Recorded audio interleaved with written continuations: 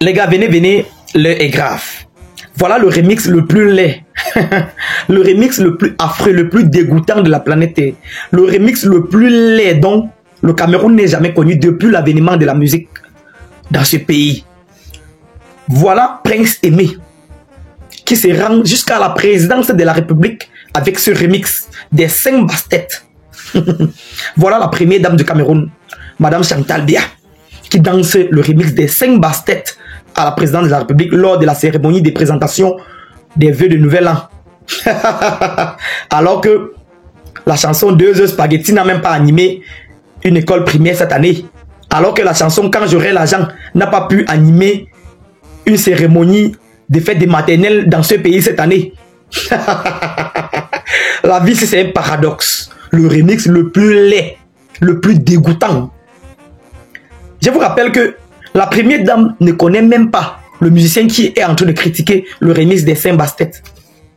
Je vous rappelle que une chanson, aucune chanson d'ailleurs, de cet artiste qui est en train de critiquer le remix des 5 basses-têtes n'a jamais été écoutée par la première dame. Elle ne connaît aucune chanson de cet artiste. Mais il se lève aujourd'hui à Monde Vision, crie haut et fort à qui voudrait l'entendre que ce remix est le plus laid, au point d'insister. Il prononce le mot laid au moins 4 fois dans sa phrase. Alors que lui-même est incapable d'organiser une kermesse. Lui-même est incapable d'organiser un concert de 5 personnes. Hein? Quelqu'un dont le peuple camerounais a vraiment soutenu gratuitement, malgré qu'il n'était même pas talentueux, malgré qu'il chantait du n'importe quoi. Il a été hissé grâce à Ténor. Comme on dit souvent chez nous, à force de prouver qu'elle connaît faire le tarot, la titulaire a fini par casser le mortier. C'est comme ça qu'il se joue la méga giga star. Il se joue le Michael Jackson. Il se joue le Rabat Rabi, au point de se lever et critiquer le remix des 5 basses-têtes, connaissant lui-même les conditions dans lesquelles on a fait ce remix. Il connaît bien que ce remix a été réalisé 2 à 3 jours seulement. Hein? Vous ne voyez pas que c'est un exploit, les gars. Un remix qu'on a organisé. On a tourné le clip en 3 jours. Vous ne voyez pas que même c'est une force de frappe. Vous ne voyez pas que même Malox là a beaucoup osé. Vous croyez que c'est facile? C'est facile? Hein? Rassembler les troupes comme Malox a fait là. Rassembler les musiciens, Lili Anoma, Magasco, hein, les autres, pour faire un remix en 3 jours. Et en tourner même le clip, partager, publier partout, en 3 jours. Vous êtes des vrais sorciers. Ça, c'est de la sorcellerie, en plein jour. Ceux qui aussi vraiment connaissent les conditions dans lesquelles on a fait ce remix. Mais il est le premier à se lever et à critiquer ça. Vous savez, mes faux fanatiques, mon problème n'est pas son point de vue. Hein, parce que plusieurs personnes, je sais, vous allez venir en commentaire dire que Kosi n'a pas le droit de donner son point de vue. Kosi a aussi le droit de donner son point de vue. Ce n'est pas un être humain. Il doit aussi dire ce qu'il pense. Mais faux fanatiques, mon problème n'est même pas son point de vue. Hein, vous voyez, mon problème c'est sa personnalité. Parce que entre guillemets, c'est un artiste. Mais c'est un artiste en herbe. Mais c'est quand même un artiste. Il y a quand même artiste dedans. Entre guillemets, Kosi est un artiste. Et il connaît les conditions dans lesquelles on a fait ce remix. Il connaît que le peuple camerounais a mis la pression sur Malox au point où il n'avait même pas 2 minutes. Un remix qu'on a chanté, un remix collectionné par 3 à 4 personnes. On tournait le clip dans les 4 jours. Vous ne voyez pas que c'est un exploit, les gars. Le peuple camerounais d'abord mettait beaucoup la pression. Kosi qui critique aujourd'hui, lui-même a mis la pression. Lui-même a supporté. Il a partagé ce remix. Il n'avait jamais rien dit parce qu'il avait le ciment sur sa langue. On avait mis le super glue sur ses lèvres. Aujourd'hui, parce qu'il veut se faire voir, il veut se faire connaître. Hein? Il veut montrer qu'il est une star. C'est nous qui avons dit qu'il était une star juste parce que c'était un Camerounais. Ce n'est même pas qu'il chantait trop quelque chose. Hein? Vous voyez comment il se prend déjà pour un artiste renommé, un artiste de renom. Vous voyez un peu, non? Voilà. Mon problème n'est pas son point de vue. Mon problème, c'est sa personnalité. Il n'était pas la personne indiquée. Tout le monde pouvait se lever et dire que c'est quel genre de remix comme ça. Sauf lui. Parce que je ne vous parle pas parce que ce remix m'avait beaucoup plu. Hein. Non. Le remix m'a plu, c'était le remix Prince Aimé et Yemi Alade. Ça m'a vraiment plu.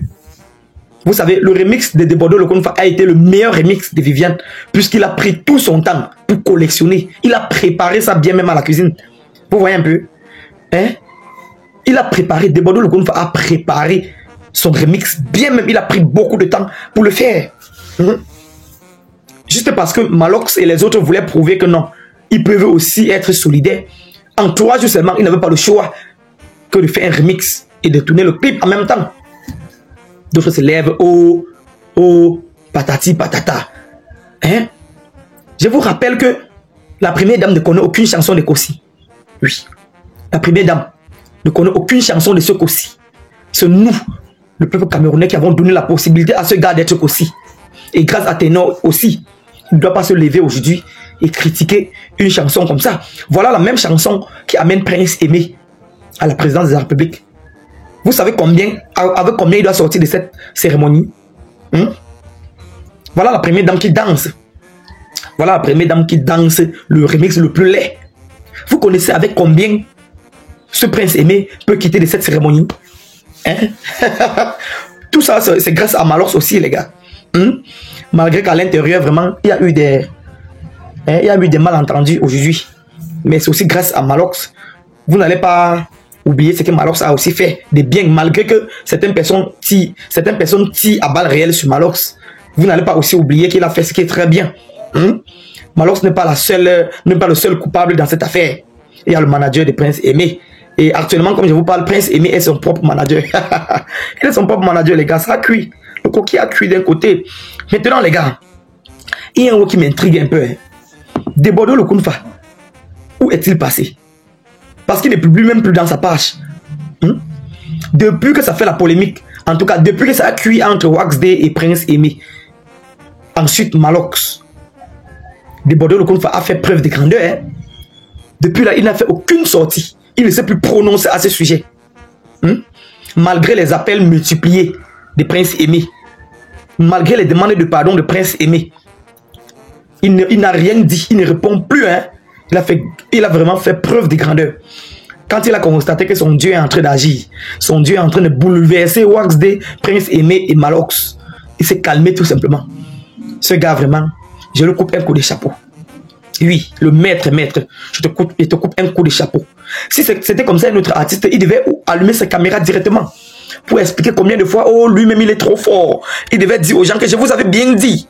Je vous avais bien dit. Mais depuis là, il n'a rien dit de concret. Il n'a rien dit d'ailleurs. Il n'a pas allumé sa caméra pour dire, ok, je vous avais bien dit que non, c'était moi seul, non.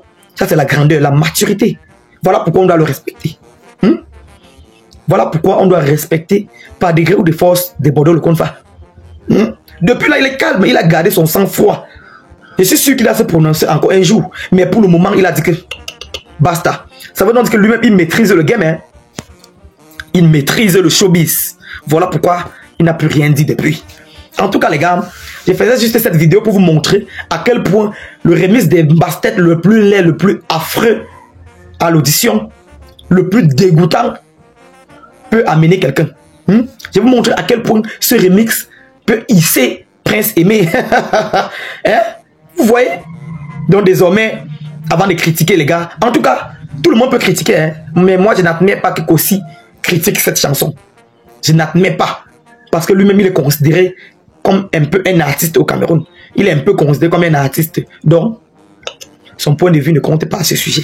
C'était Kevin Fopa. Vous savez, quand j'ai dit, je tape sec. Je dis ce que je pense, quitte à ce que ça vous plaise ou ça vous déplaise. Je ne dis rien pour faire plaisir ou pour faire plaire. Donc, si vous partagez le même point de vue que moi, likez cette vidéo. Et si vous ne partagez pas le même point de vue que moi, il faut contredire en commentaire. Donnez vos points de vue en commentaire. Là, on doit papoter ensemble, les gars.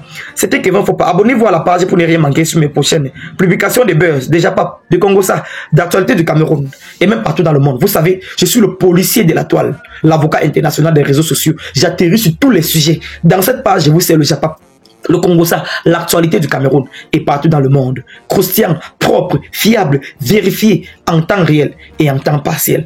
Ne passez pas sans liker cette vidéo, les gars. Portez-vous bien. C'était Kevin Fopa.